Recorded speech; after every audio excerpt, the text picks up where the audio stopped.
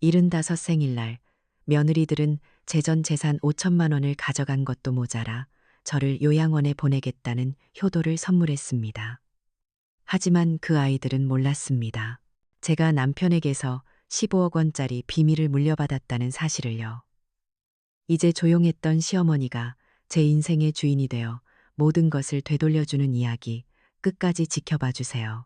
장마가 시작되려는지 7월의 하늘은 아침부터 내내 찌뿌둥했어요. 제가 사는 이 가회동 집마당에는 커다란 장독대가 20개 남짓 있는데 그게 꼭 제 자식들 같아서 비가 오기 전에는 한 번씩 다 닦아줘야 마음이 놓여요. 젖은 행주로 반질반질 윤이 나는 항아리 뚜껑을 닫고 있으면 흙냄새와 곧 쏟아질 비의 냄새가 섞여서 코끝을 간지려요.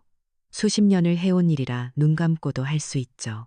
그 순간만큼은 세상의 모든 시름이 다 잊히는 것 같았어요. 하지만 그 평화는 길지 않아요. 담장 너머에서는 알아들을 수 없는 외국어와 시끄러운 웃음소리가 파도처럼 밀려오거든요. 제가 젊었을 때 이 동네는 참 조용했는데 이제는 온통 구경거리 천지죠.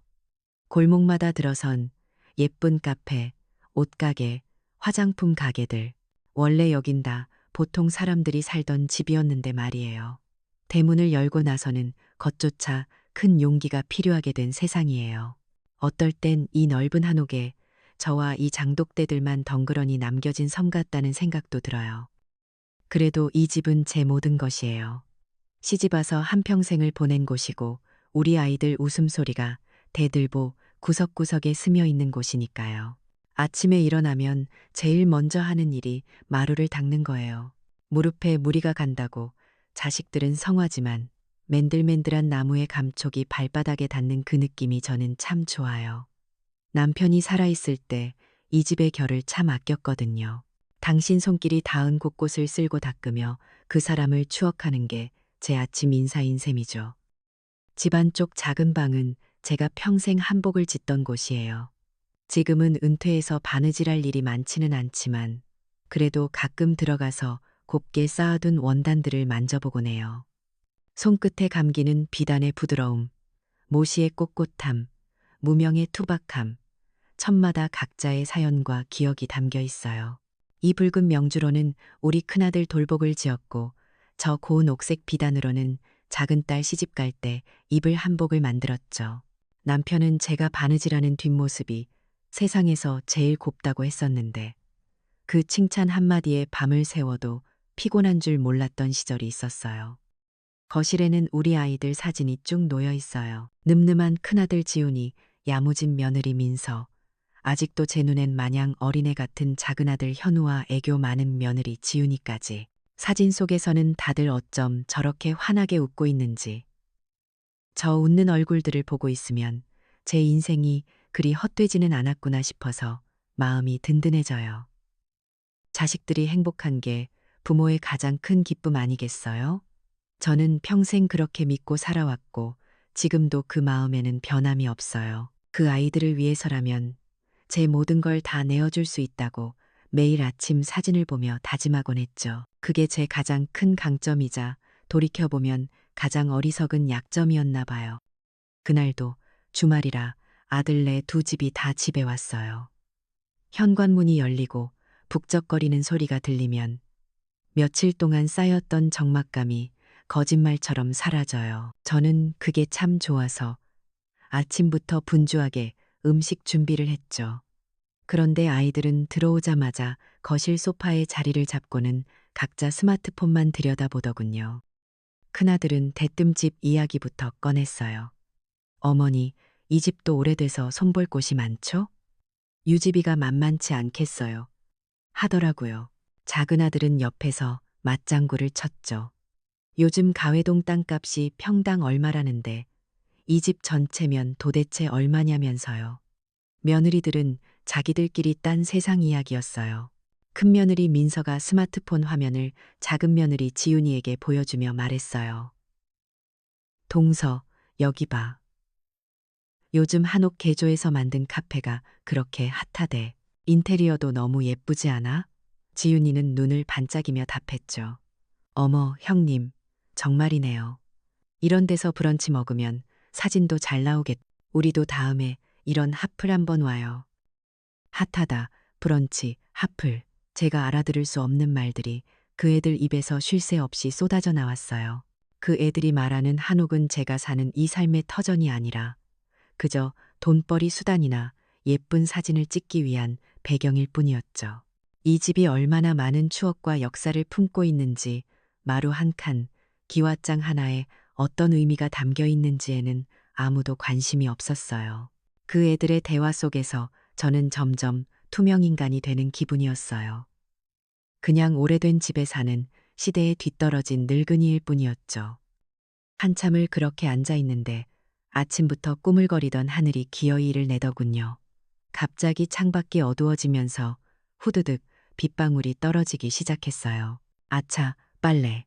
아침에 볕이 좋아서 이불까지 다 널어놨는데 정신이 번쩍 들었어요. 저는 황급히 일어나 마당으로 뛰쳐나갔어요. 굵은 빗방울이 순식간에 온몸을 적셨어요. 무거운 물기를 머금은 이불은 천근만근이었죠. 혼자서 낑낑대며 빨랫줄에서 이불을 걷어내고 널어놓은 옷가지들을 허둥지둥 걷어들였어요. 정신없이 움직이는 와중에 무심코 거실 쪽을 쳐다봤어요. 며느리 둘은 여전히 소파에 편안히 앉아 있더군요. 환한 스마트폰 불빛이 그 애들의 무표정한 얼굴을 비추고 있었어요. 제가 비를 쫄딱 맞으며 마당을 뛰어다니는 모습이 분명 보였을 텐데 둘 다 눈 하나 깜짝하지 않았어요. 겨우 빨래를 다 걷어 대청마루에 내려놓고 흠뻑 젖은 채로 거실에 들어섰을 때였어요. 제가 머리카락에서 뚝뚝 떨어지는 빗물을 닦아내자 큰며느리 민서가 귀찮다는 듯이 고개를 들며 말했어요. 어머님, 그러게 진작 거드시지 그러셨어요. 제가 도와달라는 말은 하지도 않았는데 작은 며느리 지윤이가 선수를 쳤죠. 어머니, 저는 화학세제 알레르기가 있어서 젖은 빨래는 못 만져요. 그러자 민서가 기다렸다는 듯이 자기 손을 보여주며 말했어요. 저는 오늘 네일아트 받아서 손톱 상하면 안 되거든요. 그 애들의 변명은 너무나 자연스럽고 당당해서 순간 제가 뭔가 잘못한 사람처럼 느껴질 정도였어요. 저는 아무 말도 할 수 없었어요. 그냥 흠뻑 젖은 채로 그 애들 앞에 서 있었죠. 차갑고 무심한 시선 두 쌍이 제게 잠시 머물렀다가 이내 다시 반짝이는 스마트폰 화면으로 돌아갔어요. 그 짧은 순간 저는 깨달았어요.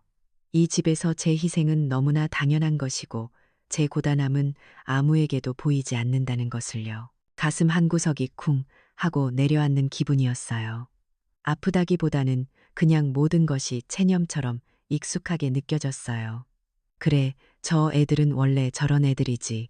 내가 너무 많은 것을 바랐던 거겠지. 저는 조용히 욕실로 들어가 차가운 물줄기를 맞으며 소리 없이 눈물을 삼켰어요. 그날 가회동의 젖은 처마 밑에서 제 마음도 흠뻑 젖어내리고 있었어요. 그렇게 비를 맞고 알아누울 줄 알았는데 다행히 몸은 괜찮았어요. 젖은 건 몸이 아니라 마음이었나 봐요. 며칠을 알았죠. 자식들이 다녀간 뒤에 텅 빈 집은 유난히 더 크고 쓸쓸하게 느껴졌어요. 마루를 닦아도 장독대를 어루만져도 예전 같은 평화가 찾아오지 않더군요. 마음 한구석에 축축하고 서늘한 얼룩이 남은 것 같았어요. 시간은 흘러 남편의 기일이 다가왔어요. 남편이 떠난 뒤로 제 달력은 기일을 중심으로 돌아갔어요. 며칠 전부터 마음이 경건해지고 몸은 분주해지죠. 그 사람 살아생전에 좋아했던 음식들을 떠올리며 장을 보는 것부터 제사는 시작되는 거니까요. 저는 이른 아침 일부러 종로통의 오래된 시장으로 향했어요. 그곳에는 수십 년 단골인 떡집과 전가게가 있거든요. 갓 뽑아낸 따끈한 떡이며 고소한 기름 냄새 풍기며 부쳐내는 전을 보고 있으면 남편과 함께 장을 보던 젊은 날들이 어제 일처럼 생생하게 떠올라요. 시장의 왁자지껄한 소음 속에서도 제 마음은 차분히 가라앉았어요. 제사상에 올릴 과일 하나, 나물 한 줌도 허투루 고를 수가 없었죠. 이건 당신이 좋아했던 황태포, 이건 당신이 즐겨 먹던 약과. 장바구니가 묵직해질수록 남편에 대한 그리움도 함께 차올랐어요. 집으로 돌아와 재료들을 다듬고 음식을 만드는 내내 저는 혼자였지만 혼자가 아니었어요. 부엌 곳곳에 그 사람과의 추억이 배어 있었으니까요. 여보, 당신은 내가 해준 녹두전이 제일 맛있다 그랬지. 이거 봐, 올해는 사과가 참 달아. 당신 있었으면 좋았을 텐데. 혼잣말을 주고받으며 음식을 하다 보면 어느새 저녁이 되어 있었어요.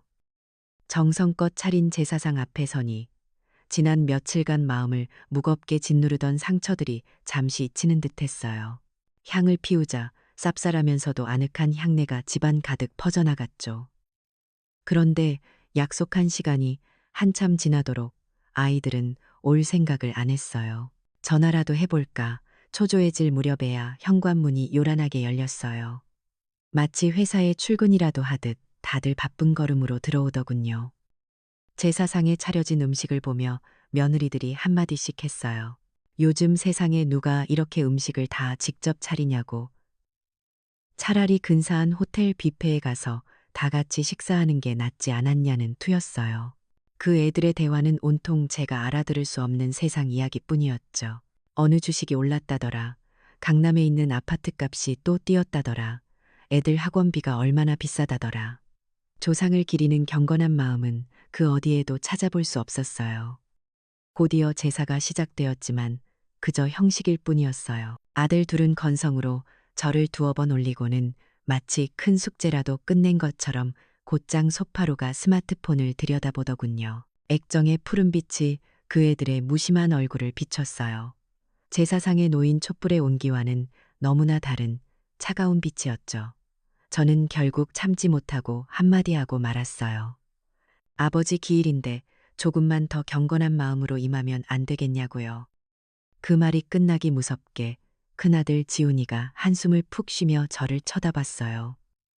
그 아이의 입에서 나온 말은 제 가슴에 비수처럼 날아와 꽂혔어요. 어머니, 시대가 변했어요. 이런 형식적인 것에 얽매이는 것보다 살아계신 어머니께 잘하는 게 진짜 효도라고 생각해요. 솔직히 말씀드리면 저희는 어머니가 이 불편한 한옥을 팔고 편안한 아파트로 이사 가시는 게 저희가 해드릴 수 있는 가장 큰 효도라고 생각합니다. 효도라니요. 평생의 추억이 담긴 이 집을 파는 게 효도라니요. 저는 순간 말문이 막혔어요. 이건 단순한 세대 차이나 가치관의 다름이 아니었어요. 아이들은 이 집을, 저와 남편의 역사가 담긴 이 공간을 그저 처분해야 할 불편하고 낡은 자산으로만 보고 있었던 거예요. 제사를 부정하는 것 또한 이 집에 깃든 전통과 역사를 부정하고 싶은 마음의 다른 표현이었겠죠. 제가 충격에 빠져 아무 말도 못하고 있자 작은 며느리 지훈이가 기다렸다는 듯이 스마트폰을 꺼내 제게 들이밀었어요. 화면에는 복잡한 그래프와 숫자들로 가득했어요. 어머니, 보세요.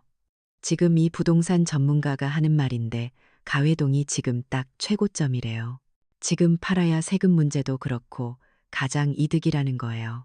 그 작은 화면 속에서 낯선 전문가라는 사람이 제 인생이 담긴 집을 단지 최고점이라는 단어로 재단하고 있었어요. 저는 그 화면을 보고 싶지 않아 고개를 저었어요. 그리고는 떨리는 목소리로 겨우 말했죠. 여기는 너희 아버지와 내 평생의 추억이 깃든 곳이다. 돈으로 따질 수 있는 곳이 아니야. 그 말이 끝나자마자 큰며느리 민서가 저를 지그시 쳐다보며 말했어요. 그 눈빛이 어찌나 차갑고 날카롭던지 저도 모르게 몸을 움츠렸어요. 어머니, 요즘 부쩍 옛날 얘기만 하시는 것 같아요. 혹시 기억이 가물가물하신 건 아니고요?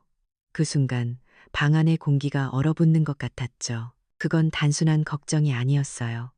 제 말을 기억이 흐려진 늙은이의 잠꼬대로 만들어 버리려는 아주 교묘하고 잔인한 공격이었어요. 내 기억을, 내 판단력을, 내 존재 자체를 의심하게 만들려는 속셈이었죠. 더 이상 제사는 이어질 수 없었어요. 싸늘해진 분위기 속에서 아이들은 기다렸다는 듯이 겉옷을 챙겨 입었어요. 제가 정성껏 차린 음식은 맛도 보지 않은 채 다들 바쁘다는 핑계를 대며 썰물처럼 빠져나갔어요. 순식간에 집에는 다시 정막만 남았어요. 저는 텅 빈 제사상 앞에 우두커니 서 있었어요. 촛불은 이미 다 타서 꺼져 있었고 정성껏 만든 음식들은 차갑게 식어가고 있었죠. 집안 가득 남은 음식 냄새와 향내가 오히려 제 외로움을 더 깊게 만들었어요. 산더미처럼 쌓인 설거짓거리를 앞에 두고 저는 비로소 깨달았어요. 저를 지켜줄 것이라 믿었던 가족이라는 울타리가 이제는 저를 가장 아프게 공격하는 창이 되었다는 것을요. 저는 이제 이 싸움에서 정말로 혼자였어요.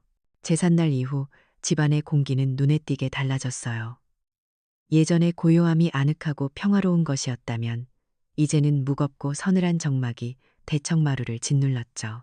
아이들이 뱉어놓은 말들은 보이지 않는 가시가 되어 집안 구석구석에 박혀 있었어요. 특히 큰며느리가 던졌던 기억이 가물가물하신 건 아니냐는 그 말은 밤마다 제 귓가에 되살아나 심장을 서늘하게 했어요. 그 후로 저는 저도 모르게 제 자신을 의심하기 시작했어요. 물건을 어디에 뒀는지 잠시 있기라도 하면 가슴이 철렁 내려앉았죠. 정말 내가 이상해진 건가 하는 불안감이 안개처럼 피어올랐어요. 그런 불안한 날들이 이어지던 어느 날 오후 작은 며느리 지윤이가 혼자 저를 찾아왔어요. 평소에는 명절이나 생신 같은 특별한 날이 아니면 얼굴 보기 힘들었는데 무슨 일인가 싶었죠. 그 애는 제 앞에 앉자마자 금방이라도 울음을 터뜨릴 듯한 얼굴로 하소연을 시작했어요. 어머니, 사실 저희 가게가 너무 어려워서요. 요즘 경기가 안 좋아서 월세 내기도 빠듯해요. 글썽이는 눈으로 저희 가게가 너무 어렵다는 이야기를 꺼내더군요. 부산에 사는 친구가 하는 사업에 돈을 조금만 넣으면 금방 큰 이익을 볼 수 있는데 딱 5천만 원이 모자란다고요. 몇 달 안에 이자까지 두둑이 쳐서 꼭 갚을 테니 어머니 돈을 잠시만 빌려줄 수 없겠냐면서요. 5천만 원. 제겐 평생 쌈짓돈을 아끼고 아껴 모은 전 재산이나 다름없는 돈이었어요. 쉽게 대답할 수가 없었죠. 제가 망설이는 기색을 보이자 지윤이는 금세 눈물을 뚝뚝 흘리며 제 손을 잡았어요. 어머니, 제가 아들 며느리인데 저를 못 믿으세요? 저희가 이렇게 힘든데 외면하실 거예요? 그 애의 눈물과 애원은 제 가장 약한 부분을 파고들었어요. 자식이 힘들다는데 그걸 외면하는 어미가 세상에 어디 있겠어요. 그 와중에도 큰며느리는 보이지 않는 곳에서 움직이고 있었나 봐요. 며칠 뒤 장을 보러 단골 채소 가게에 들렀는데 주인 아주머니가 저를 보는 눈빛이 전과 달랐어요. 어르신, 요즘 깜빡깜빡 하신다면서요? 큰며느님이 걱정이 많던데 잘 챙겨 드셔야 해요. 걱정해주는 말이었지만 그 말 속에는 판단력이 흐린 노인이라는 낙인이 찍혀 있었어요. 동네 사람들까지 제가 이상하다고 수군댄다고 생각하니 얼굴이 화끈거리고 세상이 빙빙 도는 것 같았어요. 저는 점점 더 제 자신을 믿을 수 없게 되었죠. 결국 저는 지윤이에게 돈을 빌려주기로 마음먹었어요. 하지만 막상 은행에 가려니 복잡한 절차가 막막하게 느껴졌어요. 그런 제 마음을 읽었는지 지윤이가 자기 일처럼 나서더군요. 어머니, 제가 편하게 쓰시도록 다 해드릴게요. 은행까지 가실 필요 없어요. 그 애는 제 스마트폰을 가져가더니 한참을 손가락으로 두드리고 쓸어내리며 무언가를 설치했어요. 화면에 뜨는 작은 글씨들은 제 눈에는 그저 까만 점으로만 보였죠. 그 애는 제 주민등록증과 통장을 달라고 하더니 인증이라는 걸 해야 한다며 사진을 몇 번 찍었어요. 그리고는 아주 쉬운 비밀번호를 만들어주며 말했어요. 어머니 생신으로 해드렸어요. 잊어버리지 마시라고요. 그때는 몰랐어요.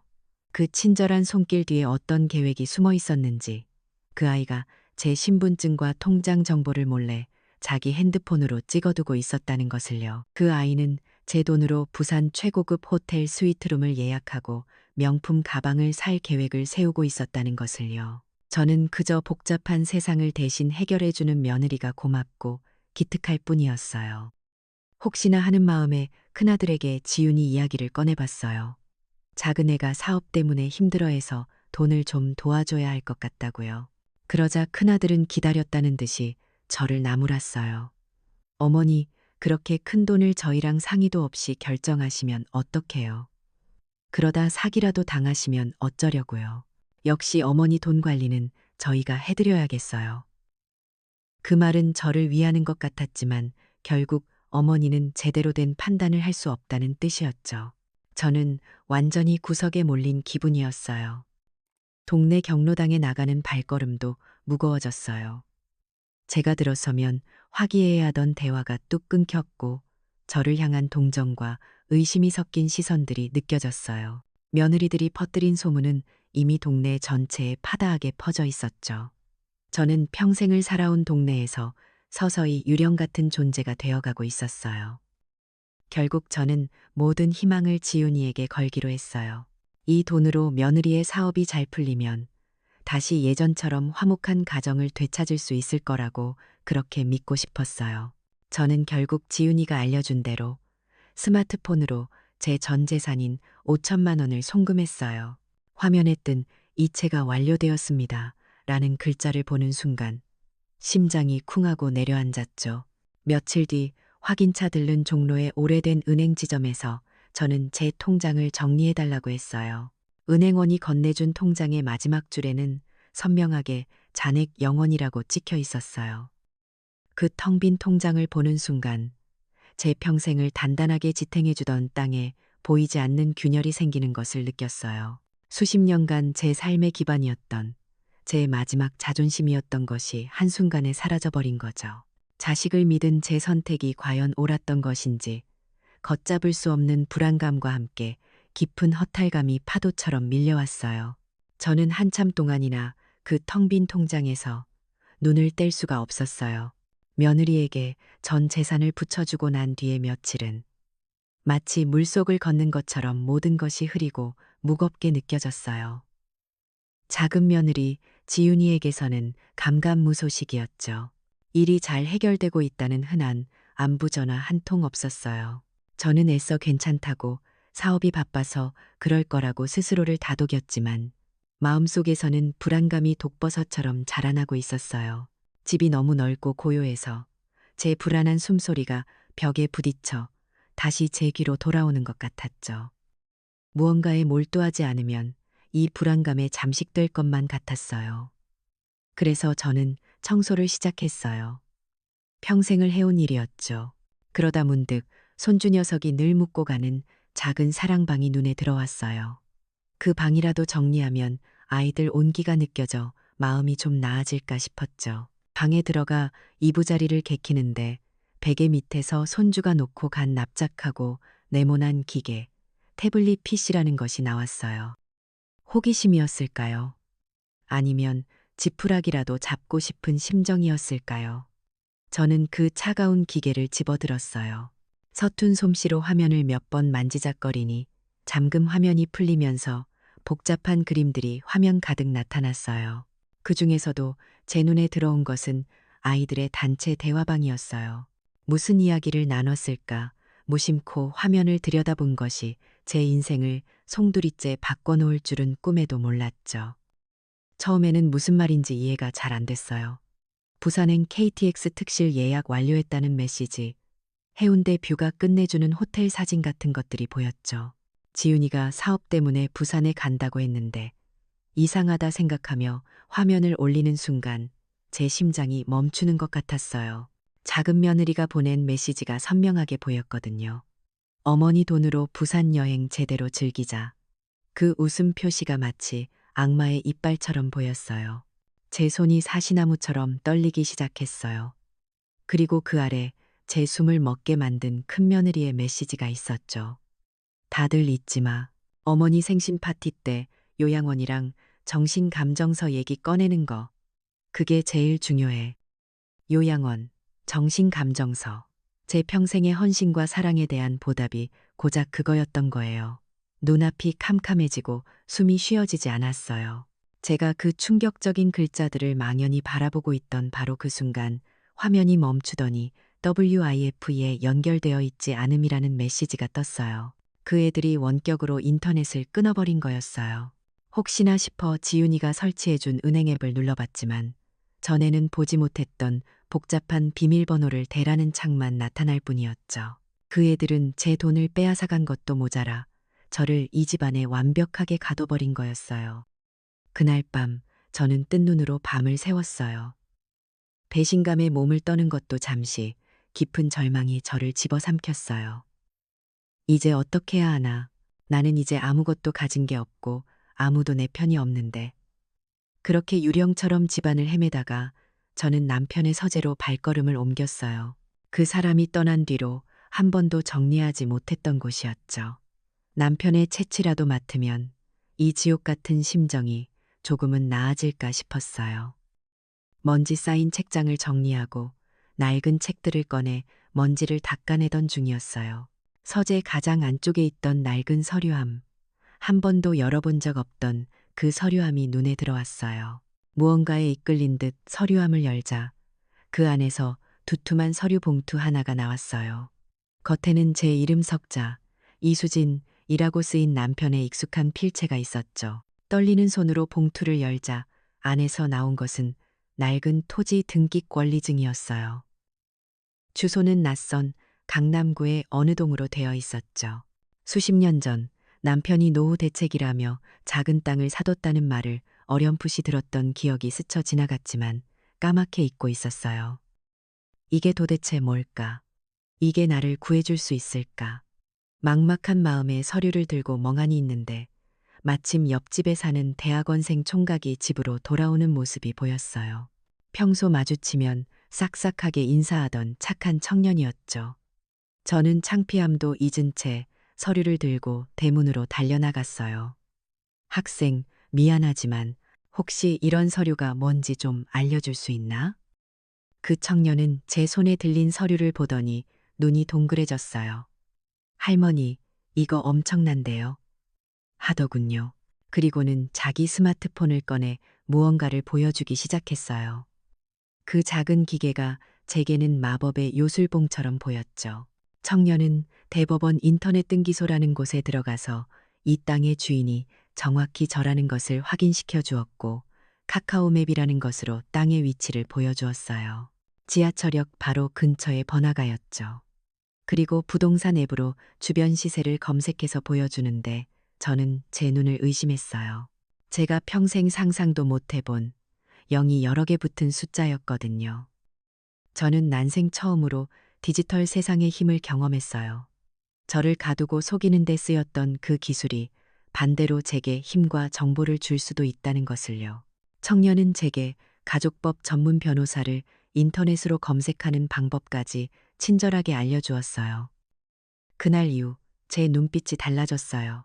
며칠 밤낮을 저를 괴롭히던 절망과 슬픔은 온데간데 없이 사라지고 그 자리에는 차갑고 서늘한 분노와 강철 같은 결심이 자리 잡았어요. 눈물을 흘리던 유약한 늙은이는 이제 없었어요. 한치의 오차도 없이 옷을 짓고 한 가정을 굳건히 지켜왔던 단단한 이수진이 다시 살아난 거죠. 저는 그날 밤 남편이 남겨준 등기권리증을 가슴에 품고 밤새 계획을 세웠어요. 이것은 단순한 땅 문서가 아니었어요. 남편이 제게 남겨준 마지막 사랑이자 제 존엄을 되찾을 수 있는 유일한 비밀 무기였어요. 첫째, 변호사를 만날 것. 둘째, 이 자산의 가치를 정확히 평가받을 것. 저는 동네 부동산이 아니라 제 삶과는 아무런 관련도 없어 보였던 강남의 높은 빌딩에 있다는 프라이빗 뱅킹 센터라는 곳에 가기로 마음먹었어요. 저는 조용히 마당을 내다봤어요. 예전과 같은 풍경이었지만 이제 제 눈에는 다르게 보였어요. 더 이상 외로움과 슬픔이 아니었어요. 그것은 반격을 준비하는 장수의 눈빛이었어요. 아이들아, 너희가 부순 것은 단순히 늙은 어미의 믿음만이 아니었다.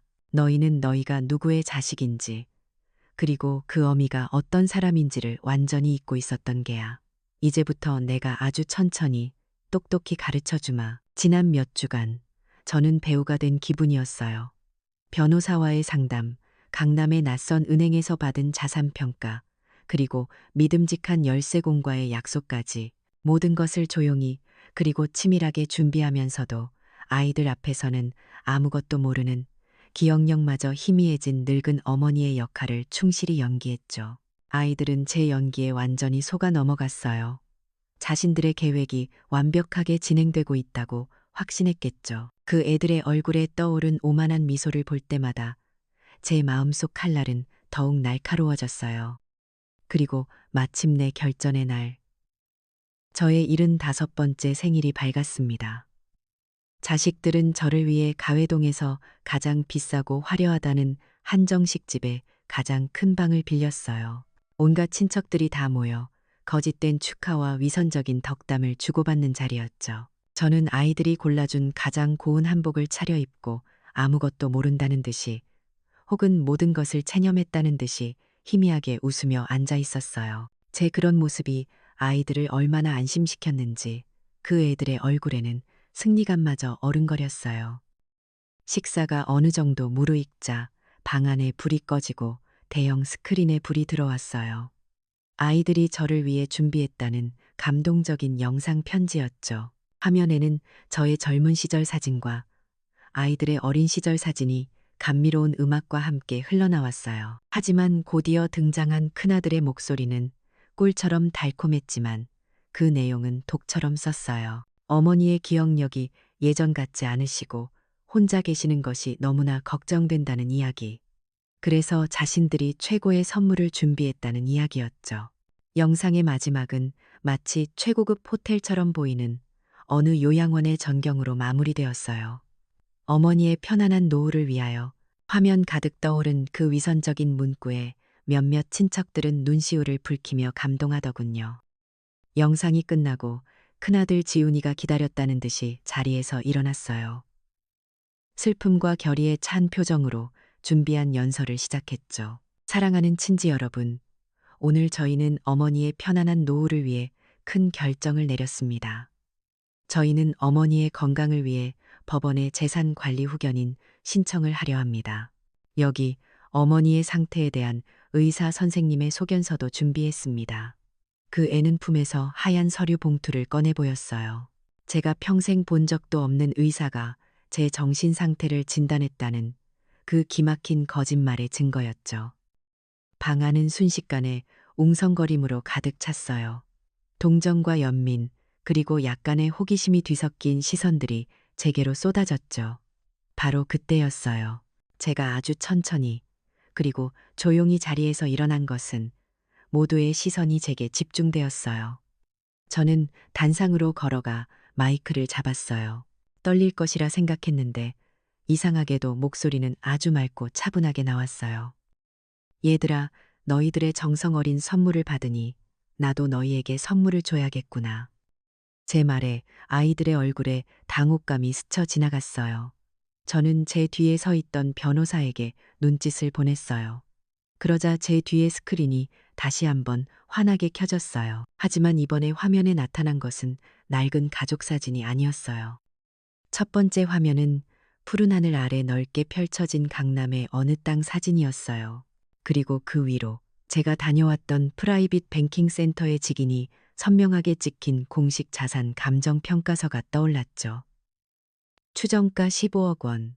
친척들 사이에서 믿을 수 없다는 탄성이 터져 나왔어요. 화면이 바뀌고 두 번째 사진이 나타났어요. 익숙한 우리 집, 가회동 한옥의 사진이었죠. 그리고 그 옆에는 종로구청에서 발급한 등기부등본이 확대되어 있었어요. 제가 붉은 펜으로 밑줄을 그어달라고 부탁했던 부분이 선명하게 보였죠. 문화유산 보존지구내 건축물. 따라서 소유주 이외에는 그 누구도 허가 없이 매매하거나 개조할 수 없다는 법적 조항이었어요. 아이들의 얼굴은 이미 새하얗게 질려 있었어요.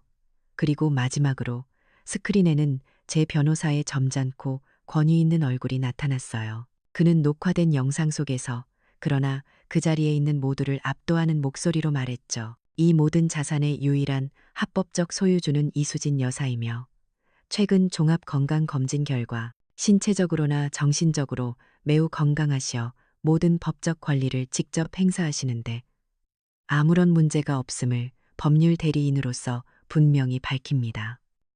방 안은 물을 끼얹은 듯 조용해졌어요.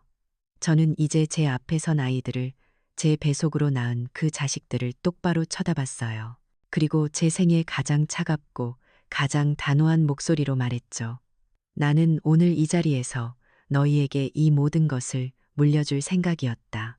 하지만 너희가 내게 준 그 요양원이라는 선물 덕분에 내가 정말 줘야 할 것이 무엇인지 깨달았다. 저는 잠시 숨을 골랐어요. 방 안의 모든 사람들이 제 다음 말을 숨죽여 기다리고 있었죠. 내가 너희에게 줄 수 있는 가장 큰 선물은 바로 자유라는 것을, 귀찮은 늙은 엄마를 부양해야 한다는 그 끔찍한 부담감으로부터의 완전한 자유 말이다. 파티는 그렇게 끝났어요. 저는 변호사와 함께 뒤에서 저를 부르는 아이들의 절규를 외면한 채 식당을 빠져나왔어요. 제 평생 가장 통쾌하고 가장 슬픈 생일 파티였죠. 그날 밤 아이들은 망연자실한 채 가회동 집으로 돌아왔어요. 하지만 그 애들을 맞이한 것은 따뜻한 집이 아니라 굳게 닫힌 대문이었어요. 낡고 삐걱거리던 나무 대문 자물쇠는 차갑고 번쩍이는 최신형 디지털 도어락으로 바뀌어 있었죠. 대문 옆에는 그 애들의 짐가방이 가지런히 놓여 있었어요. 약속된 시간에 맞춰온 열쇠공이 제 부탁이라며 짐을 내놓고 떠난 뒤였죠. 바로 그때 아이들 모두의 핸드폰이 동시에 울렸어요. 제가 보낸 문자 메시지였어요. 오늘부로 이 집은 내 집이다. 너희는 이제 자유롭게 너희들 살 길 찾아가거라. 마치 하늘도 알고 있었다는 듯이 그 순간 차가운 가을비가 내리기 시작했어요. 언젠가 제가 흠뻑 젖어가며 빨래를 걷던 바로 그 비와 같았죠. 하지만 이번에는 달랐어요. 비를 맞는 쪽은 제가 아니라 바로 제 자식들이었어요. 한때 자신들의 집이었던 곳 앞에서 흠뻑 젖은 채 쫓겨난 신세가 된 거죠. 동네 이웃집들의 창문에 하나둘 불이 켜지는 것이 보였어요. 모두가 그 애들의 비참한 몰락을 조용한 증인이 되어 지켜보고 있었어요. 그 폭풍 같던 생일 잔치가 끝나고 계절이 두어 번 바뀌었어요. 자식들을 내보낸 직후의 한옥은 처음 며칠간은 숨막히는 적막감에 휩싸였죠. 하지만 그 적막은 예전의 외로움과는 다른 것이었어요. 그것은 모든 것을 끝낸 자의 평온함, 제 삶의 주도권을 오롯이 되찾은 자의 고요함이었어요. 저는 강남의 땅을 처분하는 대신 변호사의 조언에 따라 안정적으로 관리하며 나오는 돈으로 제 삶을 새롭게 꾸려나가기 시작했어요. 가장 먼저 한 일은 이 집을 바꾸는 것이었죠. 저는 이 한옥을 팔지도 상업적인 공간으로 만들지도 않았어요. 대신 제 평생의 자부심이었던 기술을 나눌 수 있는 곳으로 만들기로 결심했죠. 낡은 창고를 개조하고 사랑방을 손봐서 아담한 공방을 만들었어요. 그리고 수진당, 쇼젠당이라는 이름을 내걸었어요. 빼어날 수쇼의 보배진, 제 이름이기도 했지만 빼어난 보배를 나누는 집이라는 뜻을 담았죠. 그 보배는 돈이나 땅이 아닌 제 손끝에 담긴 지혜와 세월이었어요. 곧 수진당에서는 작은 한복 만들기 교실과 다도 교실이 열리기 시작했어요. 처음에는 동네 어르신 몇 분이 찾아오시더니 금세 입소문을 타고 비슷한 처지의 부인들이 하나둘 모여들기 시작했어요. 자식들을 다 키우고 빈 둥지처럼 홀로 남겨진 사람들, 세상이 너무 빨리 변해서 자신이 낡고 쓸모 없어졌다고 느끼던 사람들, 우리는 이곳에서 바느질을 하고 차를 마시며 서로의 아픈 사연을 나누고 상처를 보듬어 주었어요. 동서가 내 속을 이렇게 알아주네. 세상에 나만 이렇게 사는 줄 알았더니 다들 비슷했구먼. 웃음과 수다 소리가 집안 가득 채워질수록 수십 년간 저를 짓누르던 외로움은 봄눈 녹듯 사라졌어요. 젊은 시절 한복을 지으며 느꼈던 그 생생한 활력이 다시 제게 돌아왔죠. 잊고 있던 제 삶의 의미와 역할을 되찾은 거예요. 옆집에 살던 고마운 대학원생 총각은 이제 제게 아들 같고 손주 같은 존재가 되었어요. 그 청년의 도움으로 저는 수진당을 위한 작은 SNS 계정이라는 것도 만들게 되었어요.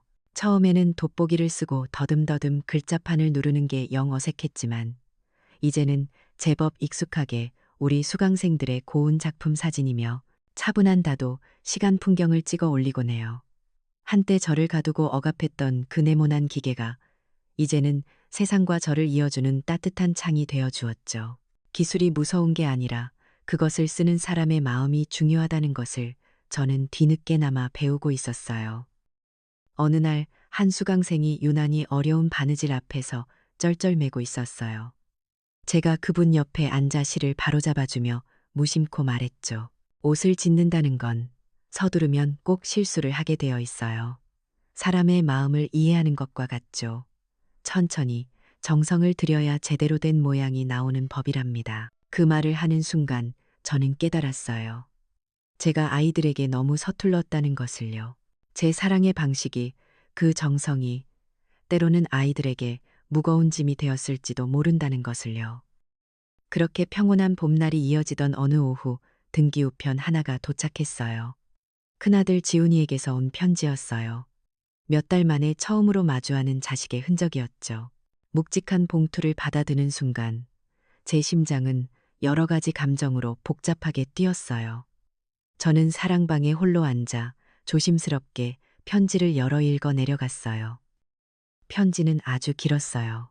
그날 이후 자신들의 삶이 어떻게 망가졌는지, 친척들 사이에서 어떻게 외면당하고 사회적인 체면을 모두 잃었는지, 그리고 그 모든 것을 잃고 나서야 비로소 자신들이 얼마나 어리석고 끔찍한 잘못을 저질렀는지 깨닫게 되었는지를 절절하게 써 내려갔더군요.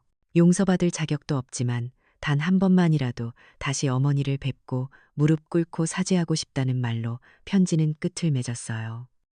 저는 눈물 한 방울 흘리지 않고 담담하게 편지를 끝까지 다 읽었어요. 제 얼굴에는 분노도 슬픔도 기쁨도 스치지 않았어요. 마음속에서 요동치던 폭풍은 이미 오래전에 멎어 있었으니까요. 저는 편지를 곱게 접어 남편의 유품을 넣어두었던 오래된 나무 상자 안에 조용히 넣었어요. 용서할 것도 증오할 것도 없었어요. 그저 끝난 일이었죠. 그 아이들은 더 이상 제 삶의 중심이 아니었어요. 아픈 손가락이었지만 이제는 더 이상 제 살을 파고드는 고통이 아니었죠. 그저 희미한 흉터로 남았을 뿐. 마지막 장면은 제가 아주 오랫동안 기억하게 될 것 같아요. 어느 화창한 늦봄의 오후였어요. 수진당 마당에서는 새로 시작한 꽃꽂이 수업이 한창이었죠. 저와 비슷한 연배의 친구들이 소녀처럼 웃고 떠들며 저마다의 꽃을 꽂고 있었어요. 마당 가득 퍼지는 꽃향기와 사람들의 웃음소리가 어우러져 세상에서 가장 아름다운 음악처럼 들렸어요. 저는 그 중앙에 서서 친구들의 작품을 봐주며 환하게 웃고 있었어요. 따스한 햇살이 제 은빛 머리카락 위로 쏟아져 내렸는데 그 순간 저는 제 평생 처음으로 완전한 자유와 평온을 느꼈어요. 제 이야기는 입소문을 타고 퍼져나가 얼마 전에는 지역 노인복지관에서 노년층의 권익보호에 대한 강연을 해달라는 요청을 받기도 했어요. 제 작은 승리가 누군가에게는 희망의 씨앗이 될 수도 있다는 생각에 가슴이 벅차올랐죠. 가회동에 부는 새바람이 제 뺨을 부드럽게 스쳐 지나갔어요. 그것은 과거의 상처를 씻어내고 새로운 삶의 향기를 실어다주는 희망의 바람이었어요. 결국 가족이란 피로만 맺어지는 게 아닌가 봐요. 서로의 삶을 존중하는 마음이 없다면 그 어떤 관계도 모래성처럼 쉽게 무너져 내리는 법이죠. 진정한 효도와 사랑은 자기 자신을 먼저 존중하고 사랑할 때 비로소 시작되는 것 같아요. 그래야만 진정한 평화도 찾아오는 법이니까요.